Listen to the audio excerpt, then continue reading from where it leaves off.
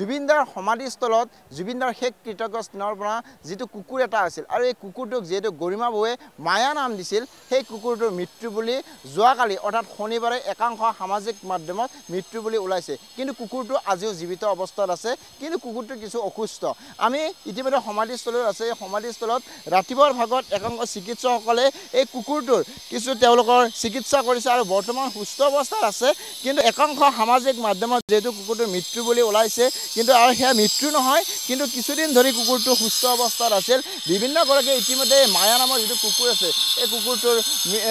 জীৱিত অৱস্থাত আছে বুলি ইতিমধ্যে প্ৰত্যেকৰে উল্লেখ কৰিছে আমি বাইদেউগৰাকীয়ে জানে বাইদেউ যিটো কুকুৰ অৰ্থাৎ মায়া নাম দিছিলে গৰিমা বৌৱে সেই কুকুৰটোৰ মৃত্যু বুলি ইতিমধ্যে বিভিন্নজনে সামাজিক মাধ্যমত প্ৰচাৰ কৰিছে যোৱাকালি কিন্তু কুকুৰটোৰ অৱস্থা এতিয়া কেনেকুৱা কুকুৰটোৰ অৱস্থা বৰ বেছি ভাল নহয় কিন্তু অলপ অসুস্থ মানে অলপ প্ৰেগনেণ্ট হৈ আছে বুলি কৈছে উঠনি বাইদেউহঁতে আহিছিলে বাইদেউহঁতে চাইছে মানে চাই কৈ কিবা কিবি দি থৈও গৈছে জীৱিত আছে ধুনীয়াকৈ খোজকাঢ়ি ফুৰিছে এতিয়া দৌৰি ফুৰিছে মানে যোৱাকালি কিছু একাংশ লোকে সামাজিক মাধ্যমত মৃত্যু বুলি প্ৰকাশ কৰিছিলে এইটো একেবাৰে ভুৱা বাতৰি আছিলে ভুৱা বাতৰি আছিলে এইটো আমিও কৈছোঁ আমি ৰাতি 10টালৈকে আছোঁ আমিতো দেখা পায়ে আছোঁ তাৰপিছত ৰাতিপুৱা আহিছোঁ ডিউটিত আমি 6টা বাজিত তেতিয়া কৈছে কি মৰিছে বুলি আকৌ আহি আমিয়ে দেখা পাইছোঁ বিভিন্নজনে ভুৱা প্ৰচাৰ কৰিছে এইটো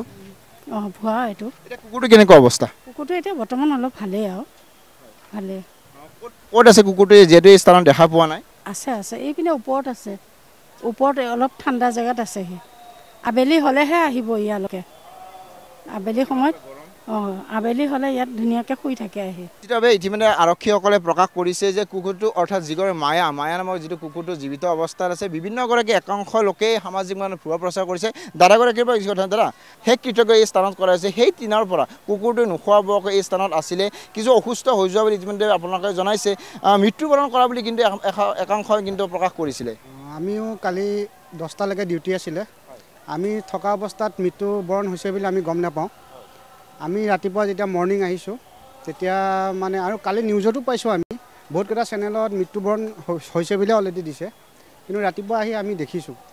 ইয়াত মানে ৰেস্কিউ টীমৰ দুজনী বাইদেউ আহিছিলে বাইদেউ অহাৰ পাছত মানে এই আপোনাৰ কুকুৰটোক বিচাৰিলে আমাকে সুধিলে তাৰপিছত কুকুৰটো বিচাৰি আনিলে আনি পিনে চাই ডক্টৰৰ লগত যোগাযোগ কৰিছে কৰাৰ পাছত বৰ্তমান বাইদেউহঁতে মানে আকৌ আহিম বুলি কৈছে আবেলি মানে ৰেস্কিউ কৰি লৈ যাব মানে খাদ্য পাতি একো খোৱা নাই তেনেকৈ নোখোৱা নেমেলাকৈ আছে কাৰণে আকৌ ডক্টৰৰ লগত যোগাযোগ কৰি আবেলি লৈ যাম বুলি কৈছে আমি দেখিছোঁ কুকুৰটো কিন্তু মৃত্যুবৰণ কৰা নাই সুস্থ হৈ আছে